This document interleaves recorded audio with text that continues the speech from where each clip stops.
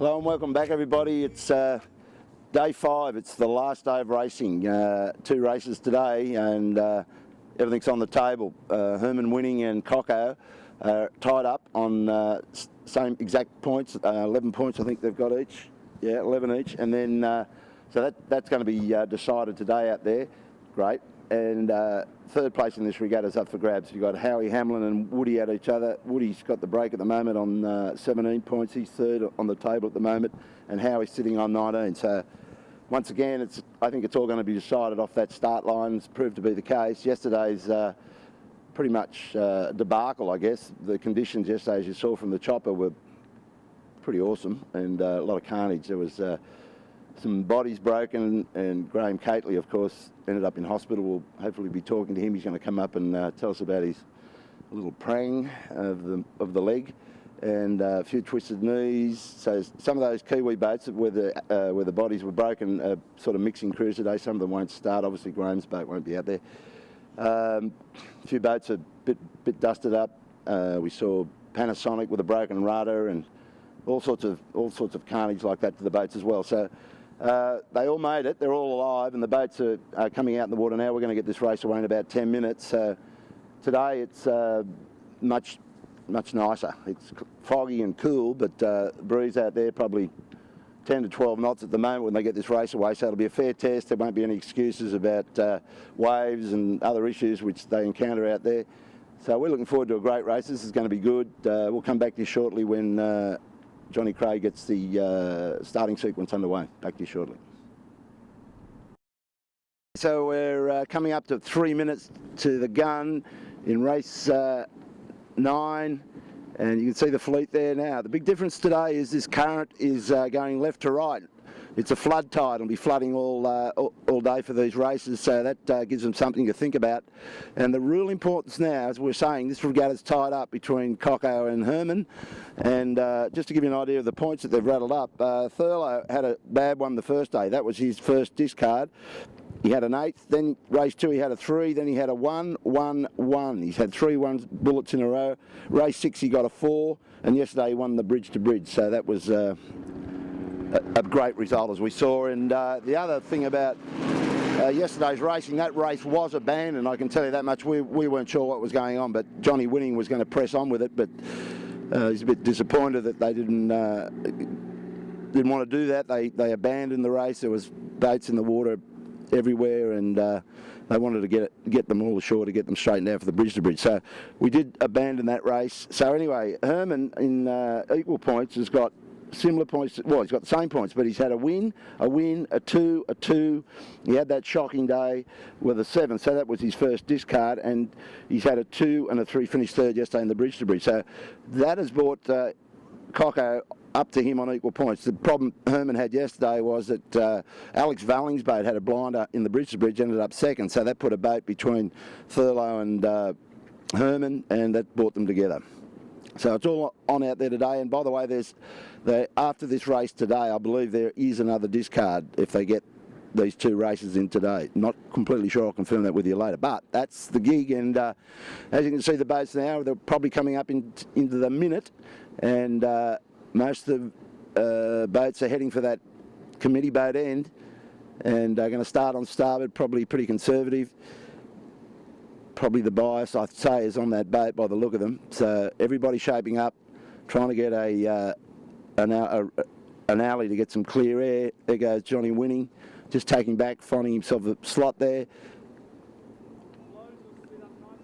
The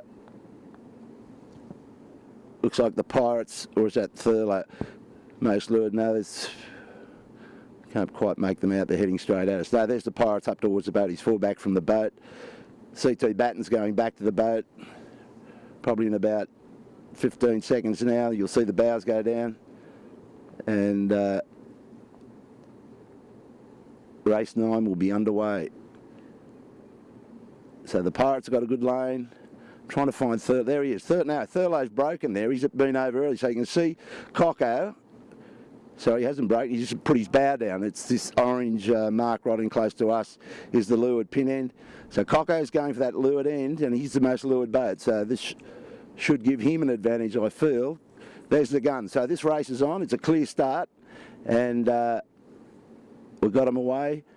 At this point, they're all in a line, all pretty well off. Nobody's really disadvantaged there.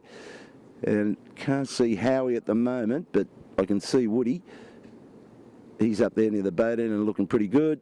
So we'll just wait till they tack here. We'll come back then and just see how the first crosses go.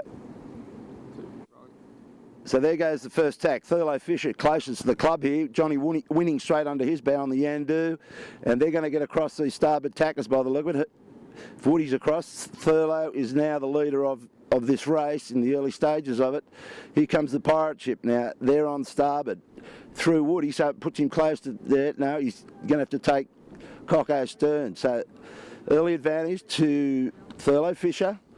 And I can see Howie down there. He's underneath CT Batten's, Alex Valling's boat. And line abreast, Thurlow, Yandu, CT and CST Composites.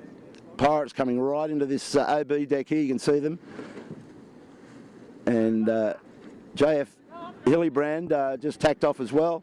Panasonic coming across on starboard. He's going to tack. He doesn't want to, probably thinks they should get a bit of shore room off us. So there they go. Ding-dong battle now up to this top turn mark at the Golden Gate Bridge, and that tide, don't forget, is flooding pretty quickly, left to right across your screen. So I'm thinking Chrissy Field Shore would be where they're going to stick to. Don't want to go too far out in that tide. Up at the turn mark under the Golden Gate Bridge for the first time in race 9, and this is a pretty close contest. Herman and Cocko have been swapping tacks the whole way up.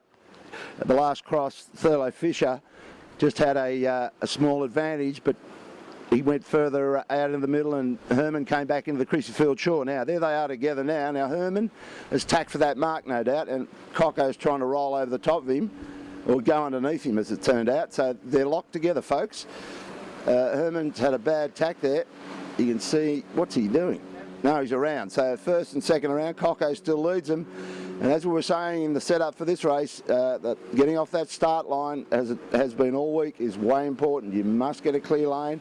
And Cocko's blitzed them most of the regatta, and all his first places have been led from the front. Go to woe, winner. So there it is, Cocko, early advantage. Third boat around now. I'm not quite sure who that is. It could be Johnny winning.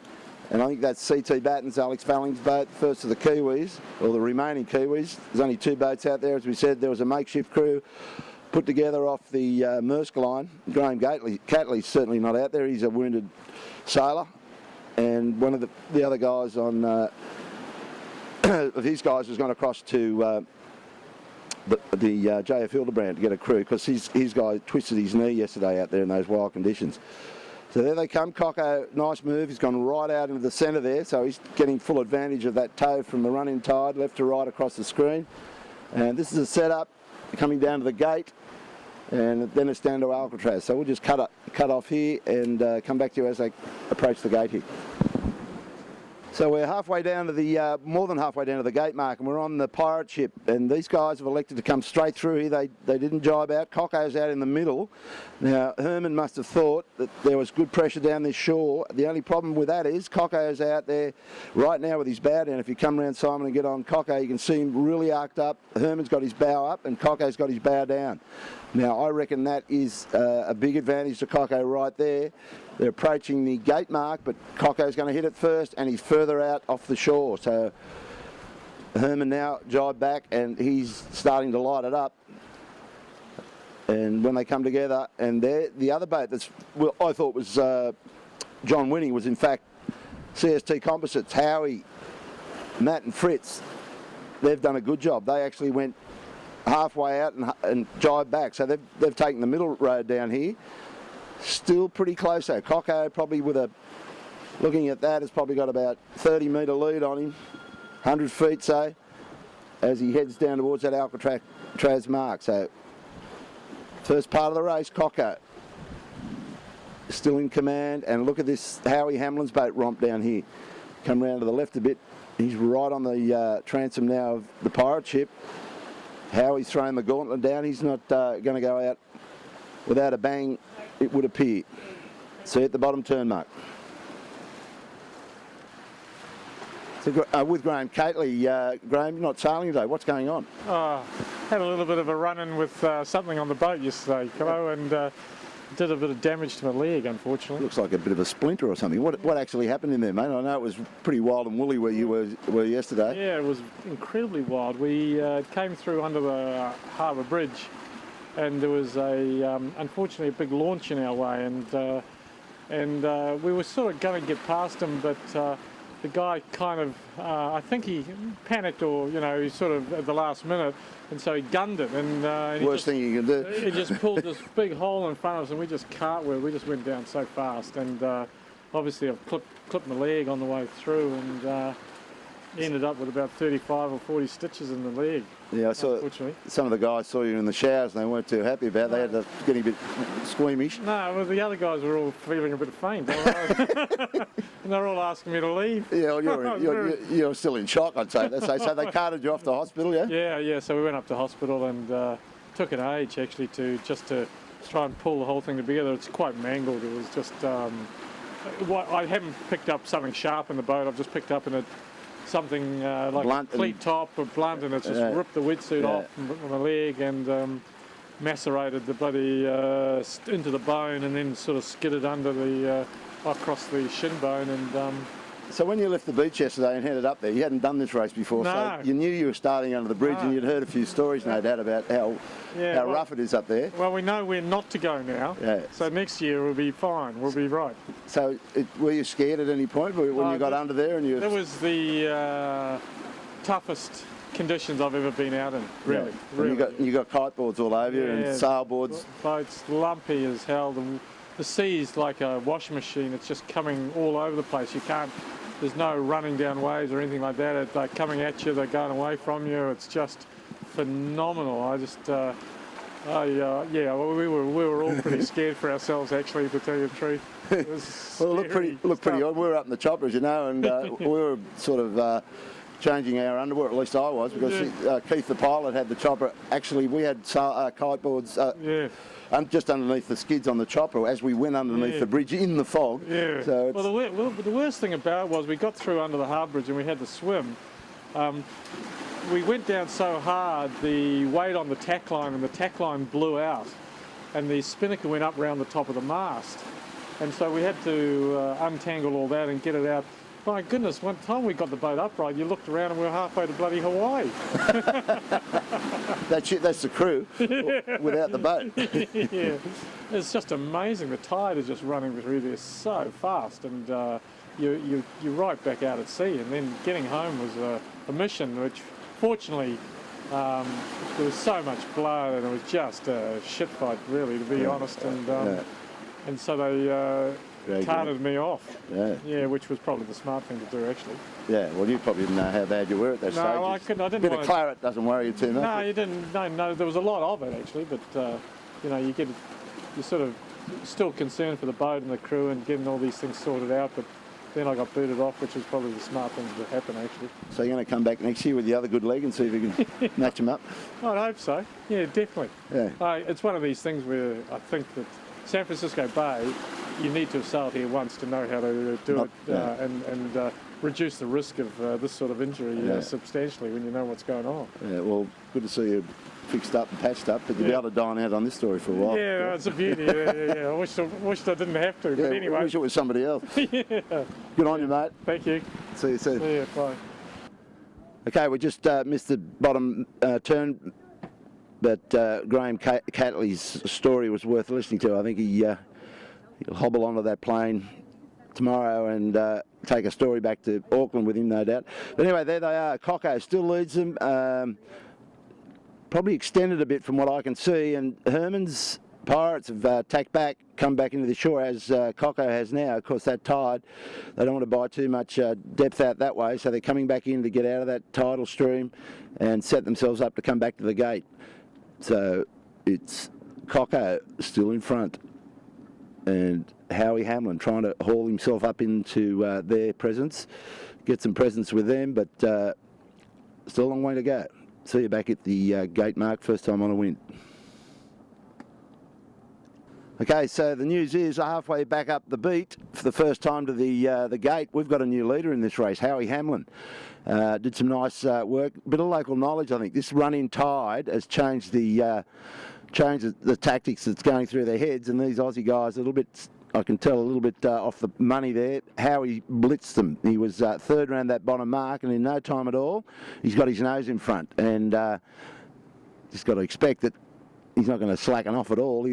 It's not too trying out there today. So Howie's put himself in the lead here, and John Winning wouldn't be happy because Woody is back in about 6th or 7th position, and don't forget they're only 2 points apart for third on the podium at the end of today's business. So heating up again.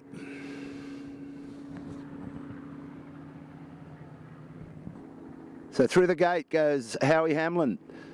Fritz and Matt, great job for those guys. They picked the guts out of that beat up there and split up the Pirates and Coco, and Coco's going to be the next through, coming in on starboard there, and Herman has come off this shore and he'll be third through. So he's really ruffling their feathers up. He gave them quite a start, so I put that down to local knowledge and, of course, skill and boat speed. Howie will tack pretty shortly. You can see him bucking that tide out there, so I don't think you want to be going out there too far. Coco's coming into the shore. And there goes Howie now. So they're all going to be heading back into Cruciffield. I don't think Herman would want to go out there too much further either. So that's our race. These guys have split from the other pack, and they're about 2 or 3 minutes adrift, and Woody's got a lot of work to do. He's back in 6th position, and he's let his old mate Howie split from him here. This could hurt him a bit at the end of the day for third place. Howie can't really win this regatta. If he got 2 first, if he goes on to win this race and he takes a win in the next one, he'll end up on 16 points, and I don't think that's going to be enough because Coco and Herman aren't going to go away. They're going to be right up there with those 1s, 2s or 3s. So, but a belated charge for this regatta by Howie Hamlin to get into third place. Looking good. It's a shame he didn't start the regatta a bit better than he did. That's how it sets up out here. Fresh to frightening will always turn it all around and turn it on its head. Back to you shortly. So here's the Kiwi contingent, or what's left of them. We just spoke to Graham Catley. He's out of play. Got a pretty good excuse there. Smashed up leg, 38 stitches. That'll do it for you. So through comes CT Batten, Alex Vallen's boat, the Ginge as he's called. They've been sailing solidly all regatta, and Phil Airy, that crew change on that boat hasn't hurt him at all. He's hanging right into Alex there. So they're 4th and 5th on the course, and Johnny Winning coming back up to the gate now. He'll be in 6th position. Needs to lift himself up in this next leg. We can hear Noddy calling the shots from the bow as he quite clearly, as they come into the shore, they're talking about how far to go in. They've got to get through this gate. They probably have to tack back to get through it. Yeah, they're not going to lay it now, bow down. So they'll have to put another tack in to clear the gate and head up to the Golden Gate turn mark for the second time. Go Woody. Up at the turn mark under the Golden Gate Bridge, that's Howie Hamlin's boat. CST Composites still maintaining that nice lead, probably extended a tad there. There's Coco going back towards the mark as well, but around comes Howie. Great little lead, that one. He'd be more than happy. So he's only just got to get down through this gate again, down to Alcatraz and back to the finish, and race 9 has got a bullet for him. Great job today. He really put his foot down coming up that beat the first time. Knew which way to go, obviously. Got some boat speed too. Doesn't hurt. Round comes Coco and Herman. Now, the interesting thing between these three, if Coco can get in front of Howie, which will be no mean feat, that will put Herman out of the picture for the last race, because he'll have a 2-point break over him, which would be a nice thing to have. Herman's going out in the tide, right? Good move. He's going to go and take the escalator down to the gate mark, so not a lot of pressure there where he is. Howie's continuing on down Chrissy Field, as is Coco. There he is, Howie Hamlin, our race leader, has gapped them down there. He's already through the gate. Coco in hot pursuit, and the Pirates in hot pursuit of the pair of them. So that's our race leaders. Howie, Coco and Herman winning, and Keith, the chopper pilot, doing his usual stuff, getting right down in the action there. A little bit less bumpy today, I'm thinking, than what we had yesterday. But that guy's an awesome pilot, knows how to throw that. His full-time job is flying a chopper for the LA Police Department, apparently, chasing felons down there, which would keep you on your toes. So that's Keith doing his nice work there. In the meantime, out goes Harry, jibed out, Cocko going out as well. Now, this could be a close cross. I think Herman's got the wood on Cocko here. He's got himself in a patch of quieter air, and Herman's through here. So we've got a change between the two leaders of the competition. Go the Pirates. Doing a great job down there. Went out wide into the tide. I think that tide counts for a lot, because any time downhill anybody's coming too close to this shore, there goes the jibe. So Herman's through him, sitting on top of him, and going to give him all sorts of grief going down the bottom. So here's the race for 4th place. Interestingly, the Kiwis have been sitting on top of each other all the way up on that beat, as we were mentioning before, but Woody, the blue shoot of Yandu, has come through, and as we know, he's got to catch up as much as possible, because at the end of this race, Howie Hamlin will have passed him on the leaderboard. So Howie, I think, at the end of this race, we'll do the numbers when we finish, but I'm thinking Howie is now in 3rd place in the regatta. So there's the race for 4th place, all nice and tight. JF Hildebrandt, makeshift crew, one of Graham Cately's guys on board, one of their guys yesterday off the Hildebrand twisted his knee, so they did a like body change, transplant for that crew, and they're doing a good job down there. See at the bottom mark. So we've got the vision of the bottom turn mark down at Alcatraz for the last time in race 9, and boy oh boy, it's heating up now. I was saying earlier that Cocko would have liked to have got in front of Howie and put a boat between him and Herman. Well, in fact, it's Herman that's given himself the opportunity to do that. He's caught right up to Howie there. As you can see, there's not much separating, so this is going to be a ding-dong battle of tacking and teamwork all the way up this shore. This race is really heating up now, and Cocko won't give up for a second. We know that much. So sit tight, folks. This race is going to go down to the wire, methinks. Good thing. Right. Okay, so that was a cross between Thurlow, who pulled behind the pirate ship, so they're still very closely locked together now. The interesting thing is, Howie Hamlin might have been hustled out of this. I just saw him tack back to the shore. He's down to leeward of Herman, and I've got a feeling Herman might be over the top of him here. Just going to have to sit tight. We've got about another 3 minutes of sailing to go, but we knew this was going to heat up. We knew this was going to happen. These two boats, Pirates, Herman Winning's boat, Pirates, and Thurlow Fisher Cocko are desperate to win this regatta, and Howie's the wild card in here. Howie led them, as we know, and I think it's Herman's to lose from here. He quite easily crossed the Thurlow boat. Cocko's gone out into that current, taking the current on, but he obviously likes the pressure out there. Herman's in the middle, and Howie's coming back into this shore, hoping to just taking on the wash of that ferry, and he's through that, so he's coming up this shore, so it's going to be a bit of a drag race to this finish mark. Hold your horses, we'll be back shortly. Okay, so as we said, Howie Hamlin came right into this club shore here, and he's just tacked, and he's laying the line, so it's a mad sprint for him. He's got to just hope that he can keep that pressure on. He's got good pressure where he is, and the other guys, if you go left, Simon, you can pick up both the Pirates and Thurlow Fisher, Cocko. They're on starboard tack. Herman's in front of those two, and they're coming in with current on the side, whereas Howie Hamlin is probably stemming the tide a bit better, so it's going to be close. But I think Herman is just going to get enough here to take this bullet. Yeah, lifting up nicely, pressured up. So I think Herman, surprise, surprise, after rounding in second position down there, has caught and passed Howie and tucked Thurlow away. So at that rate, Herman Winning goes into the last race with a 1-point break. But here comes Howie. It's not over yet. Fat lady's on stage. Howie might get to Thurlow. If he does, that gives Herman another advantage, because he'll have another point advantage over Cocko. All in this next 50 metres. Pirates are going to get there. We think this is the finish. We're told that there was only, there goes the horn. Well done, Pirates. And Cocko has just pulled across the front of the CST Composites, and he's going to go on now. This could be close. he's not going to tack because he can lay the line, and how he's going to have to tack, Cocko through, I would think. Yeah, that tack just slowed him down enough for Cocko to jag a very, very good second. So there's our two leaders. Herman by 1 point on the overall standings over Thurlow Fisher, and now Howie Hamlin has got his foot firmly on third place in this regatta, we think.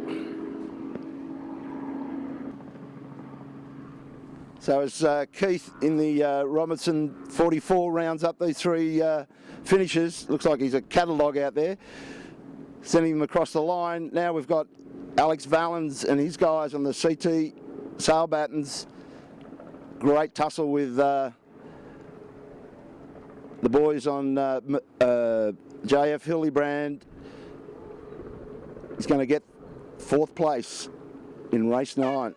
Sailed very solid regatta and beat the other two Kiwi boats. We know that Graham Cately's wounded and not on the racecourse. There's only 2 standing out there today representing New Zealand.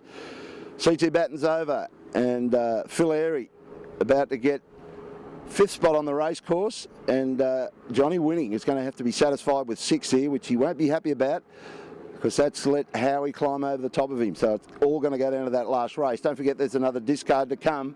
Just depends on what Woody's discarding and what Howie's discarding.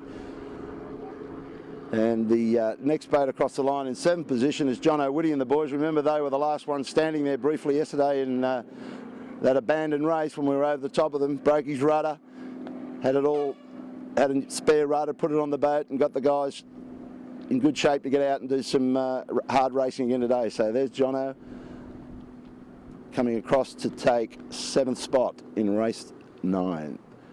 So that's it. That's our wrap for race 9. We'll be turning the camera back on to catch the last race, race 10, where it's all going to be decided. And then we pack the camera in the bag. Simon shuts the case, and we're in a cab, and we're out the airport to catch our flight back to LA. So we're on a 3:30 cab to catch a 5:20 bird out of San Fran. So it's all getting pretty tight down here even for us. Back to you shortly for race 10.